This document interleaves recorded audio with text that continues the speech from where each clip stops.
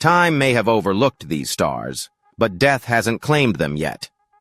They were born long before television, in an era far removed from today's tech-driven world, yet they remain resilient, defying the passage of time.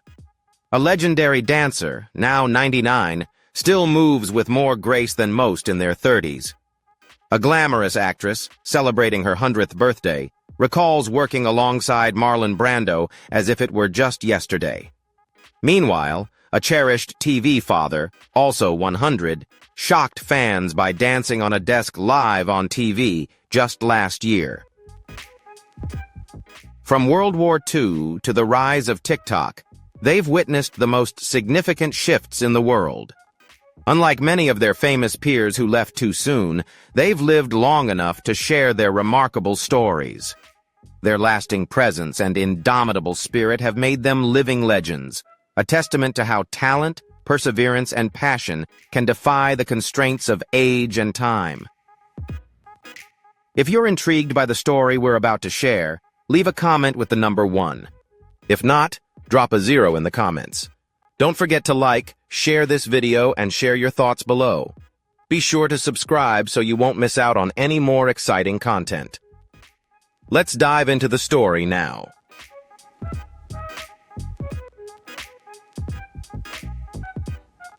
Jacqueline White was born in Beverly Hills in 1922. For a brief time during the 1940s, she captivated Hollywood with her quiet strength and graceful beauty. Now, over 100 years old, she remains one of the last surviving figures from Hollywood's golden age. Her time in the spotlight was brief, just about 10 years. But her performances continue to resonate with those who appreciate classic cinema, especially the dark, gritty world of film noir.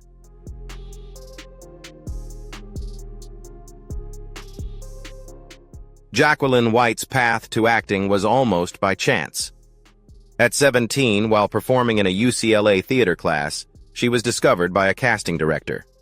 That moment changed everything. Soon after, she landed screen tests and signed a contract with MGM in 1942.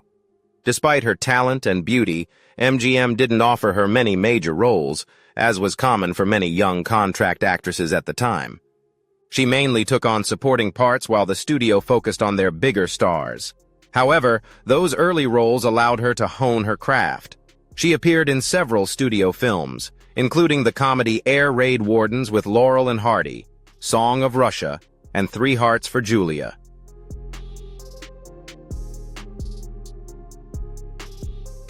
In 1947, Jacqueline left MGM and signed with RKO Pictures, where she finally began receiving roles that truly showcased her talent. She was cast in significant supporting roles and even starred in smaller productions, marking her finest years in the industry. One of her standout performances came in Crossfire, a film that boldly addressed serious issues like anti-Semitism. That same year, she took on a lighter role in Banjo, and later appeared in the action film Mystery in Mexico. In the Western Return of the Bad Men, she worked alongside Randolph Scott, whom she later recalled as a kind and respectful gentleman of the West.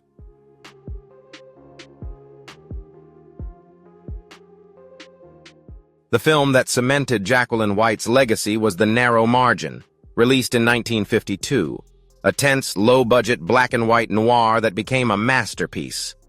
Ironically, by the time she was offered the role, Jacqueline had already stepped away from Hollywood. She had married Bruce Anderson in 1948 and moved to Wyoming, believing her acting career was behind her. During a brief visit back to Los Angeles, she bumped into director Richard Fleischer and producer Stanley Rubin at a food stand on the RKO lot. That chance encounter brought her back for one final film.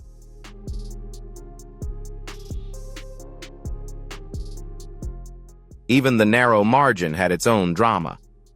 After it was completed, RKO's new owner, Howard Hughes, shelved it for 2 years, unsure whether to reshoot it with bigger stars.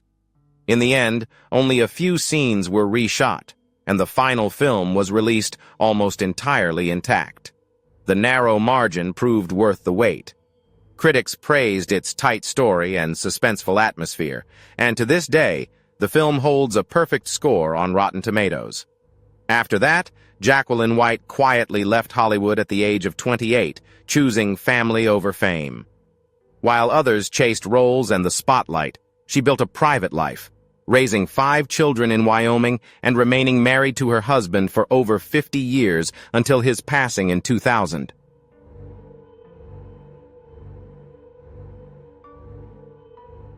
But their long life together told its own story, one of quiet commitment and a deep sense of true priorities. In her later years, Jacqueline White rarely made public appearances. Occasionally, she attended film festivals, where younger audiences had the chance to discover her work for the first time.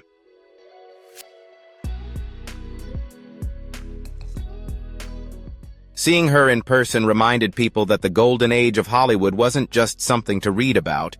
It was real, experienced by real people. And Jacqueline White was one of the few who could still tell those stories firsthand. At 102, she is not just a fading memory of the past. She remains a living link to Hollywood's most magical era. Her films, especially The Narrow Margin, continue to find new audiences across generations.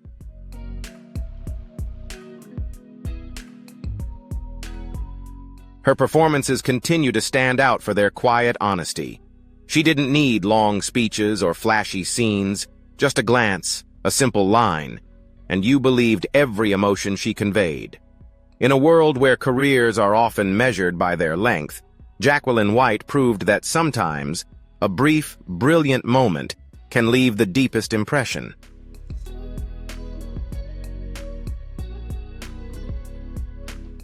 The life of James Hong is a story you don't hear every day.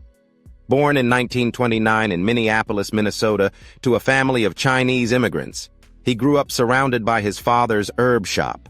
It was there that young James first encountered the world of performance, watching opera artists with wide-eyed wonder, sparking a lifelong fascination.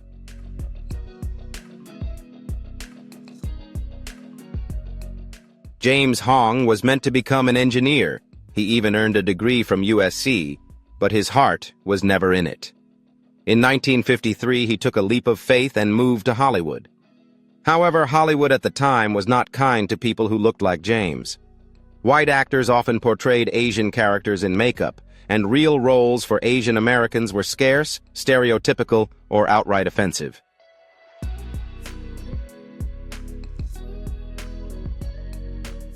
James saw the harsh reality of Hollywood and decided not to wait for opportunities to come to him. Instead, he carved his own path, partnering with actor Mako Iwamatsu to found East West Players, a theater group dedicated exclusively to Asian American actors. It wasn't just about acting, it was about survival and creating space in an industry that refused to make room. At one point, 70% of Asian American actors in Hollywood had connections to East West Players, a testament to the depth of his impact.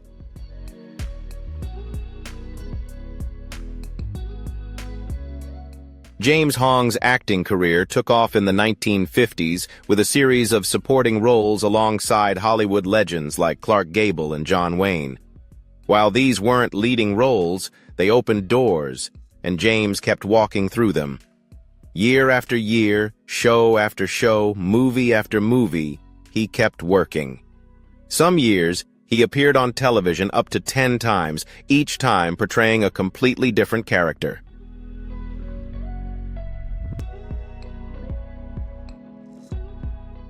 Then came the 1980s, and James's status began to shift. If you've seen Big Trouble in Little China, you'll remember Lo Pan, the ghostly villain with wild eyes and a dark sense of humor. That was James. A few years earlier, he appeared in Blade Runner as the man who created the replicant's eyes. It was a small role, but James made it unforgettable.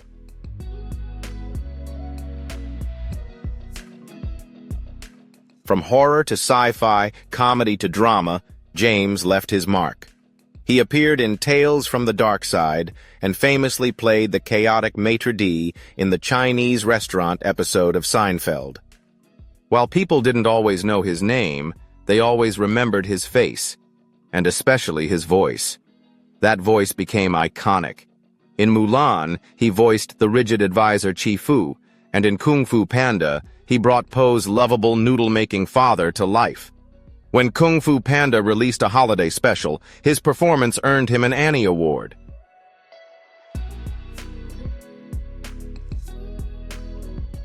Even into his 90s, James continued lending his voice to major films like Turning Red and Wendell and Wild in 2022. That same year, something miraculous happened. At 93, James starred in Everything Everywhere All at Once, alongside an incredible cast. His performance was both fresh and timeless. The film swept awards season, and so did James. The Screen Actors Guild honored the entire cast, and James stood proudly on that stage, proving he was still at the peak of his career.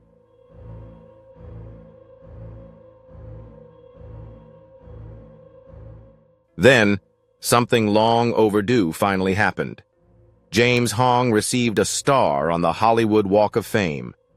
At 93, he became the oldest person ever to receive the honor. The ceremony was filled with lion dancers, big speeches, and heartfelt moments. Jamie Lee Curtis gave a speech, and Daniel Day Kim, who led the campaign for James's star, proudly stood beside him. It wasn't just about James getting a star. It was about what he represented. Decades of persistence, resilience, and an unwavering refusal to be forgotten.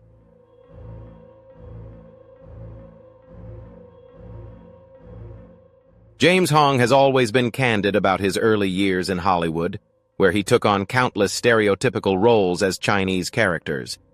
But he turned those small parts into stepping stones, never stopping in his forward march. And he didn't just open doors for himself, he opened them for others. As a member of the Academy, he continues to advocate for young Asian American and Pacific Islander talent, reminding the world that the work is far from done.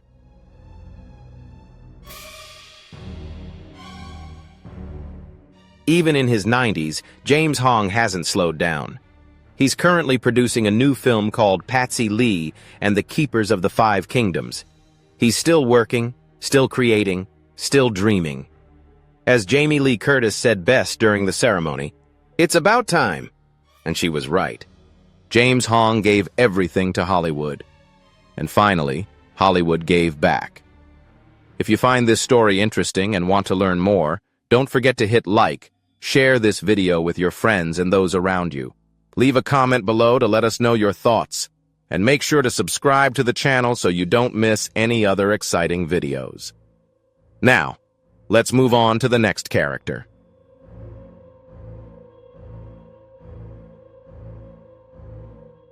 Born in 1926, Mel Brooks is still making people laugh nearly a century later.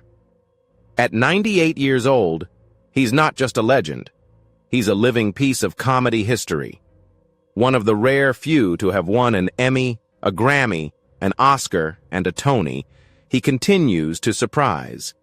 Just when it seemed like he had done it all, he received an honorary Oscar in 2024.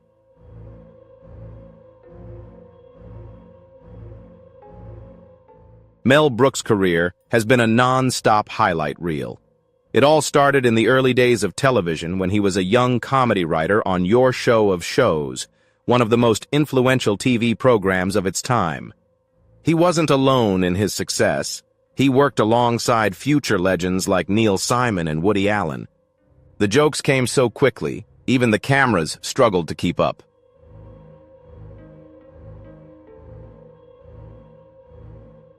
During that time, Mel Brooks also met Carl Reiner, and their friendship gave birth to one of the greatest comedic acts of all time, The 2,000-Year-Old Man. What began as a private joke between friends became a series of best-selling comedy albums, eventually earning Brooks a Grammy. At one point, those albums were the only thing keeping him financially afloat after facing bankruptcy. But his sharp wit and humor always found a way to pay the bills.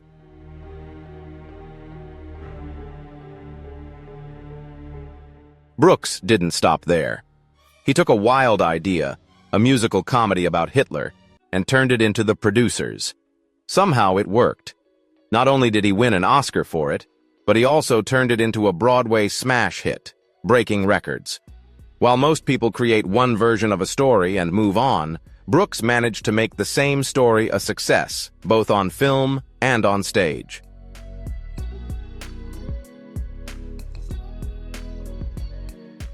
The 1970s were Mel Brooks's golden decade. In 1974, he released Blazing Saddles and Young Frankenstein, two comedic classics in the same year.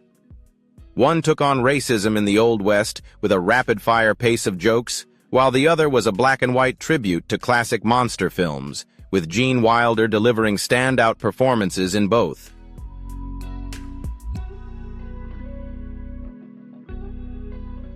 Brooks wasn't just behind the camera. In Blazing Saddles, he played 5 different roles, some uncredited, showcasing the kind of wild energy he brought to everything he touched. But Brooks was about more than just comedy. He quietly founded Brooks Films, a production company that created serious, powerful films like The Elephant Man and The Fly.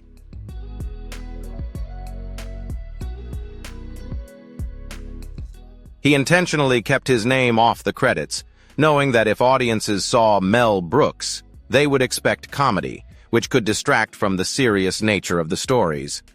This level of self-awareness is rare, especially in the entertainment business. His personal life was just as remarkable. Brooks was married to actress Anne Bancroft for 41 years, an impressive feat in Hollywood. Their home was always filled with laughter, even in awkward moments. Once, their son Max showed up at a dinner party dressed as an SS officer just to mess with Brooks.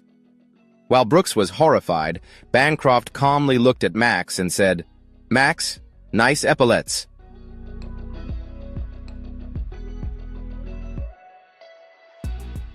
That same sharp wit ran through the entire family.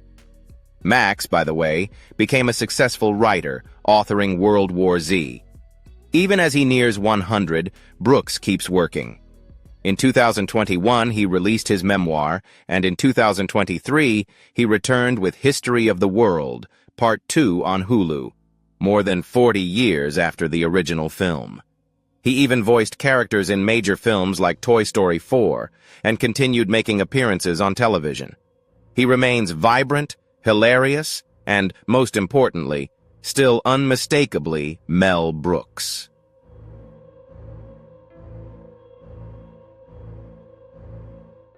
Eva Marie Saint didn't begin her career in the spotlight. Born on July 4, 1924, in Newark, New Jersey, far from the glamour of Hollywood, she wasn't immediately catapulted into fame after college. She started with small jobs, working as a messenger at NBC and hustling in New York. In the late 1940s, she seized every opportunity to act on radio and television. Long before her name was widely known, she was already being dubbed the Helen Hayes of television. Her talent was undeniable, and industry insiders recognized it early on.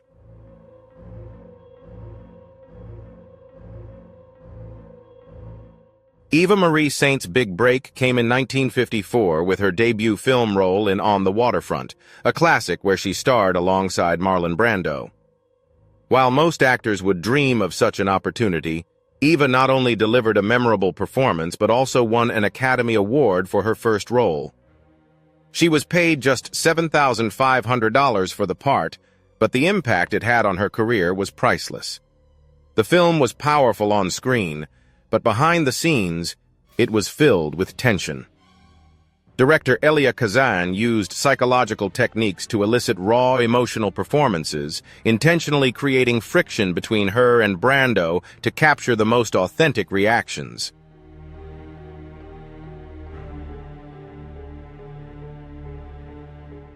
Eva Marie Saint never confined herself to one type of role. In 1959, she worked with Alfred Hitchcock on North by Northwest, where Hitchcock aimed to completely transform her image.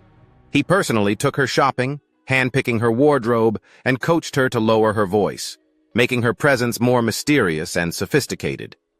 He even instructed her to maintain eye contact with Cary Grant in every scene to project elegance and authority. That performance became one of the most iconic moments of her career. Eva Marie Saint never chased fame. Instead, she chose her projects carefully, appearing in only around 20 films throughout her illustrious career.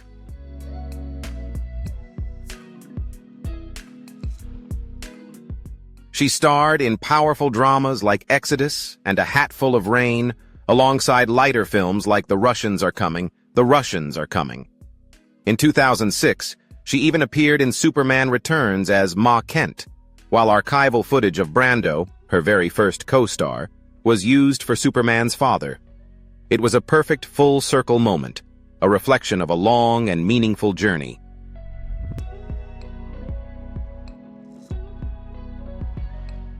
Outside of the spotlight, Eva Marie Saint led a rich and fulfilling life with her husband, Jeffrey Hayden, whom she married in 1951. They shared 65 years together until his passing. In 2021, at the age of 97, she officially retired from acting. Now, at 100 years old, she is not only the oldest living Oscar winner, but also a living connection to the golden age of cinema.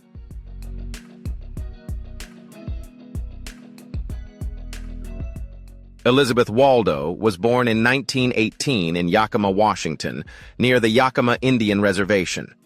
By the age of 3, she was already singing, and by 5, she was playing the violin.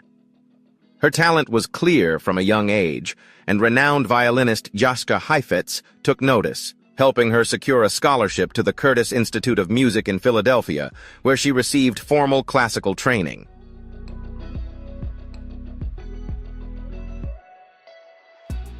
In 1940, Elizabeth's life took a dramatic turn when conductor Leopold Stokowski invited her to join the All-American Youth Orchestra. As she toured across North and South America, she was exposed to traditional music from cultures she had never encountered before, sparking a deep passion within her. Elizabeth began collecting ancient instruments and developed a strong commitment to preserving the music of long-forgotten civilizations.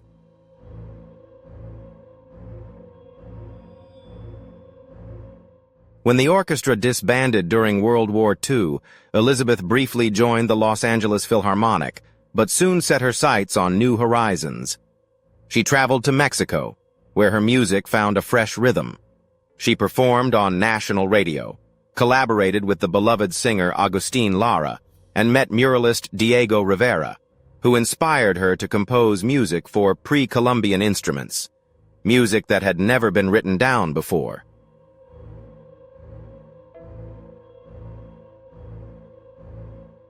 In 1945, Elizabeth entered the Hollywood scene, appearing as a violinist in Song of Mexico. Her sister, Janet Waldo, had been discovered by Bing Crosby, which opened doors for Elizabeth to perform in orchestras for Crosby's films. She later collaborated with renowned composers like Maurice Jarre and Lalo Schifrin, even contributing to the emotional depth of Dr. Zhivago.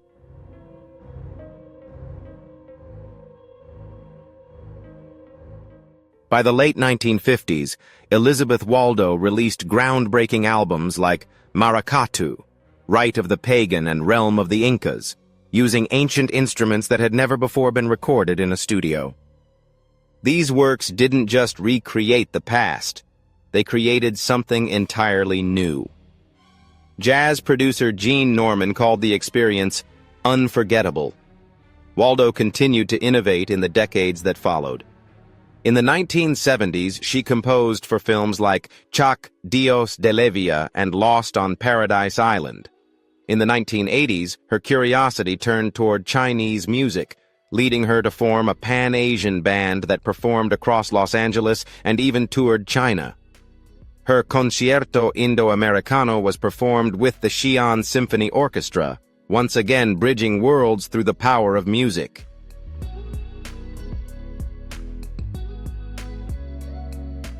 Elizabeth Waldo also had a deep commitment to education. She founded Rancho Cordillera del Norte, a cultural center in Northridge, California, complete with a 150-seat theater where she hosted concerts and taught multicultural music. She also established the new Mission Theater to celebrate global arts. Even as she grew older, her passion never waned.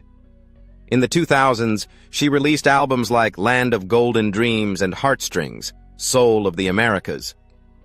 At 97, she was still composing a work about Chinese immigrants during the gold rush. Now, at 106 years old, Elizabeth Waldo remains one of the last living links to the golden age of Hollywood. But her legacy stretches far beyond that. She didn't just perform music. She preserved it, transformed it, and used it to bridge cultures across continents and centuries.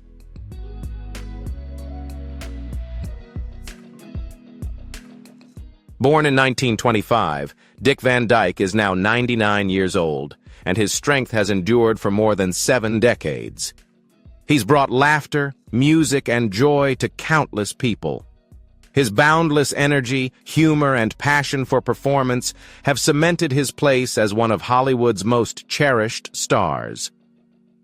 Whether dancing on rooftops or cracking jokes on TV, audiences have always adored him.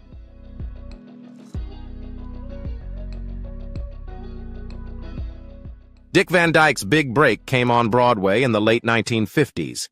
In 1960, he starred in Bye Bye Birdie, earning him a Tony Award. That moment marked a turning point in his career.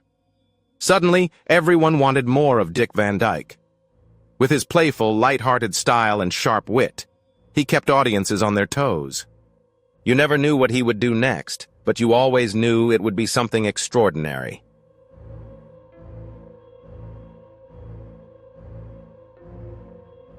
Shortly after, he became a household name on television. From 1961 to 1966, he starred as Rob Petrie on The Dick Van Dyke Show, a massive hit. Working alongside Mary Tyler Moore, they became one of TV's most adored couples. Dick Van Dyke wasn't just funny, he was a master of physical comedy. A glance, a stumble, and he had the entire country laughing. He won 3 Emmy Awards for the show, and it wasn't just about the punchlines, it was about his movements, reactions, and the effortless charm he brought to every moment.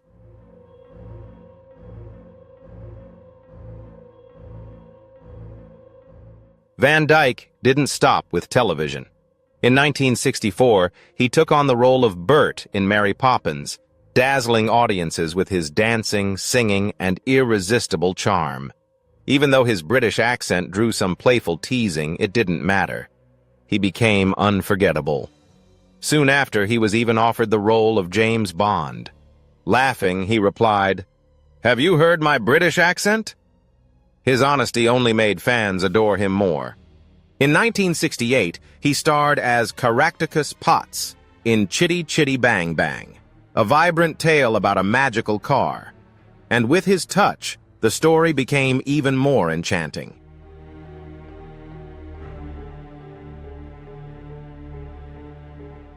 As the years went on, Van Dyke continued to work tirelessly.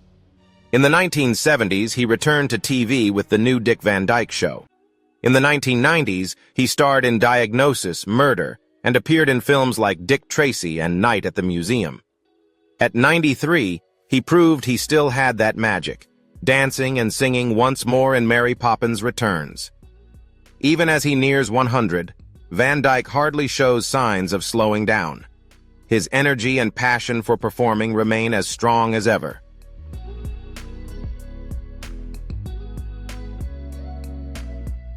In 2024, on his 99th birthday, Van Dyke revealed he was in talks with a studio about a new role, joking that he might play someone's grandfather just to stay busy.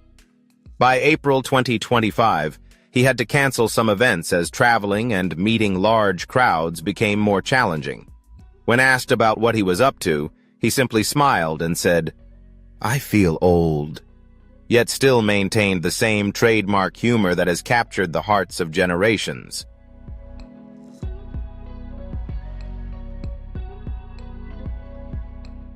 If you find this story fascinating and want to see more exciting videos, don't forget to hit like, share this video with your friends and everyone around you, and leave a comment below to let us know what you think.